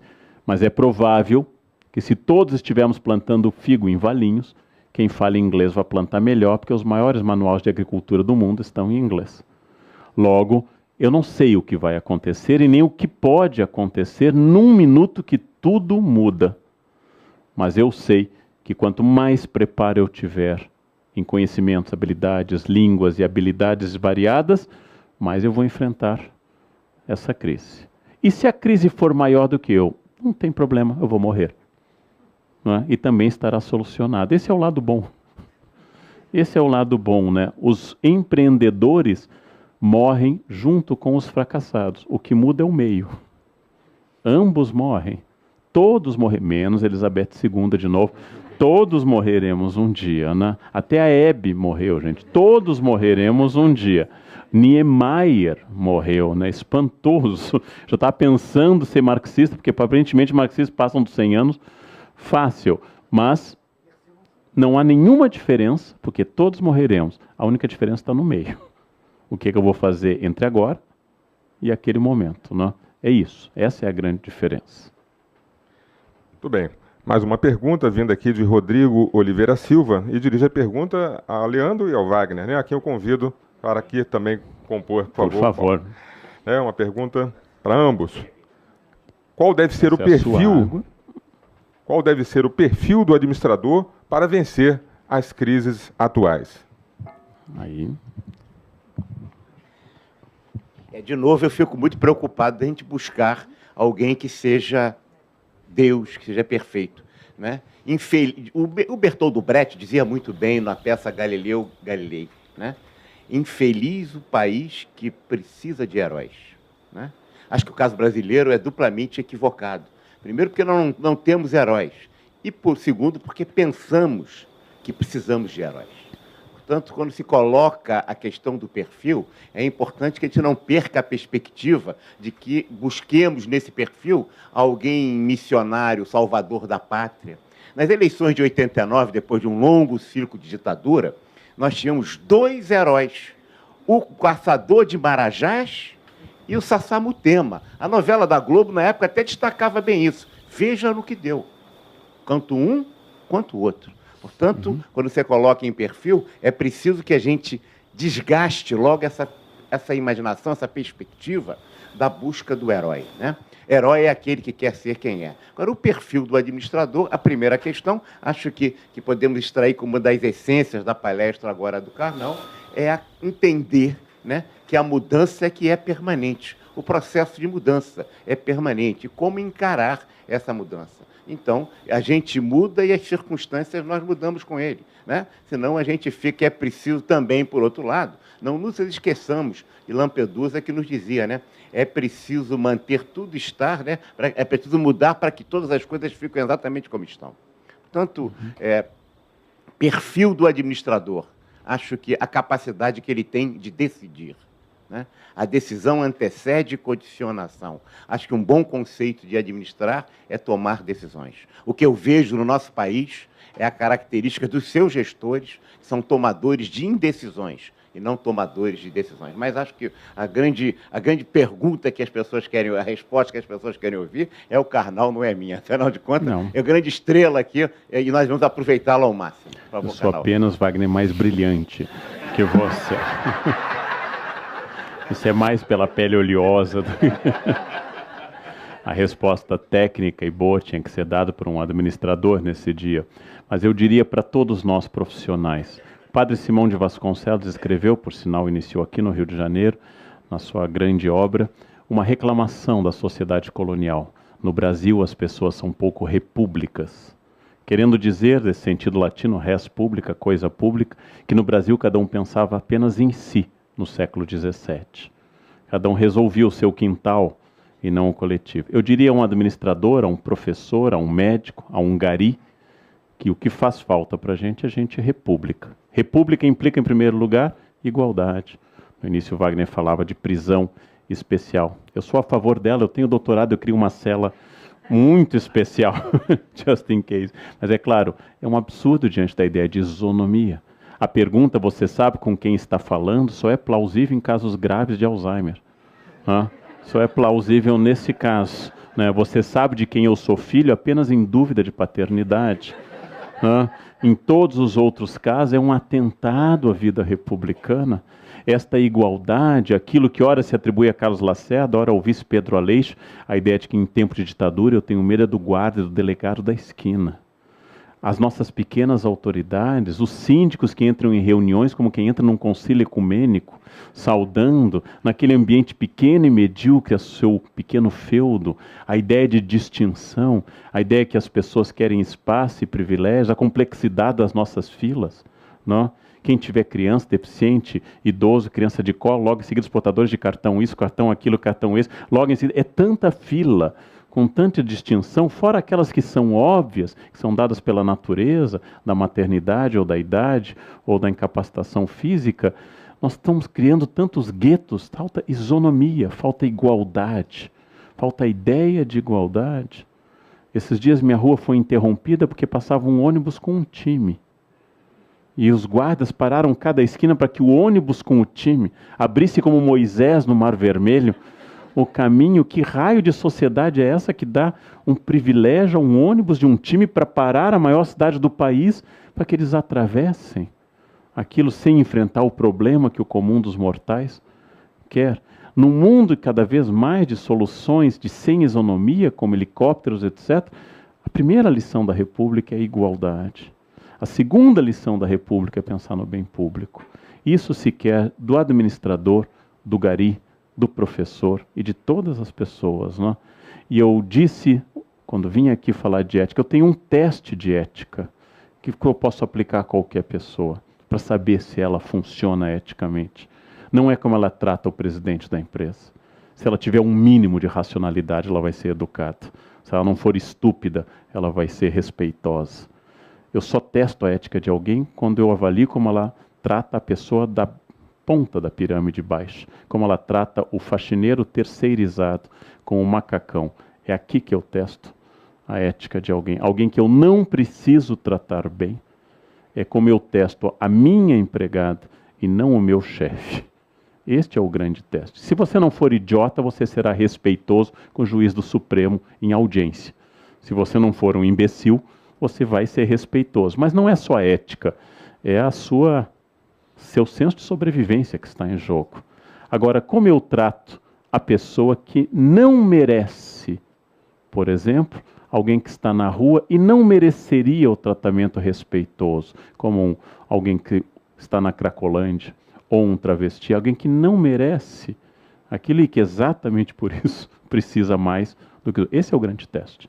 Aí eu desejo a administradores, a todos os professores e a todos os colegas que trabalham neste país isso, né? Esse teste de ética, esse teste de caráter, que é tratar as pessoas como iguais. Não? Quer dizer, ainda me assusta no Brasil essa desigualdade de quem, em 2015, está reclamando que a empregada doméstica vai ganhar fundo de garantia, é porque ainda não assimilou uma lei de 13 de maio de 1888. Então, quem ainda está discutindo a Lei Áurea não tem como discutir fundo de garantia, né? É difícil isso. Está discutindo se uma trabalhadora tem o direito a ser considerada trabalhadora como os outros trabalhadores têm desde 1930, no caso de alguns direitos, ou desde 43. É sinal de que ainda não incorporou esta mulher do MST, que é a Princesa Isabel. Ou seja, ainda não incorporou isso. Quanto mais a modernidade.